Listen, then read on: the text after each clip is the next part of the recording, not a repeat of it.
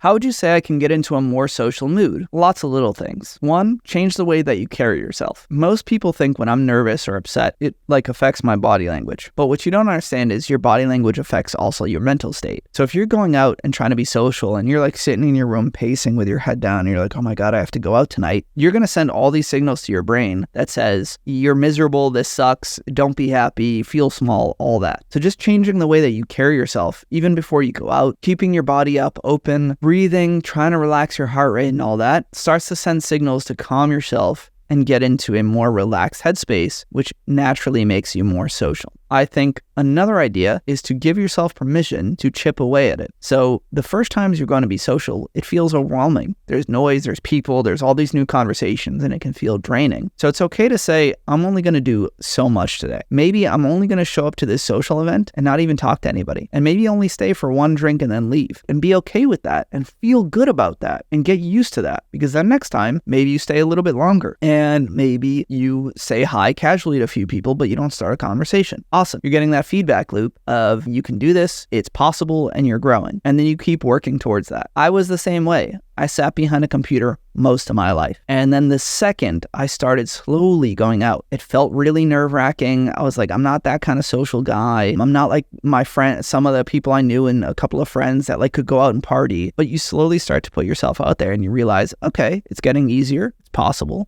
I can do this. Let's try a little bit more. And then last but not least, it really comes from a mindset shift of my goal is to just try to get to know people and for them to get to know me. And whatever happens from that, the outcome, if they want to keep talking, if they get my number, if we want to see each other again, does not matter at this point. What matters is, can I actually get to know people? Can I be curious about them? Can I go out and make a couple of people happy? Tell them something I appreciate about them. So focus on the things that you can bring to the table. You can bring curiosity to the table. You can bring warmth to the table. You can bring kindness and make that your focus and your goalposts right now. The outcomes will happen. And that's what causes a lot of people to have social anxiety and to not want to be social is the focus on the outcomes. I need to go out. I need to talk to 10 people. I need to get all the people to like me. What if they reject me? What if they do this? You'll never be able to answer those questions. You can't predict the future. So it causes that anxiety. And when we're anxious or not feeling good about something, we don't want to do it. It makes us miserable. So you have to just say, what's one thing I can do today? Can I be curious about somebody? Can I make a couple of people happy and tell them something I appreciate about them? Or can I just share my trip coming up to a few strangers that I'm excited about? And trust that when you do that, eventually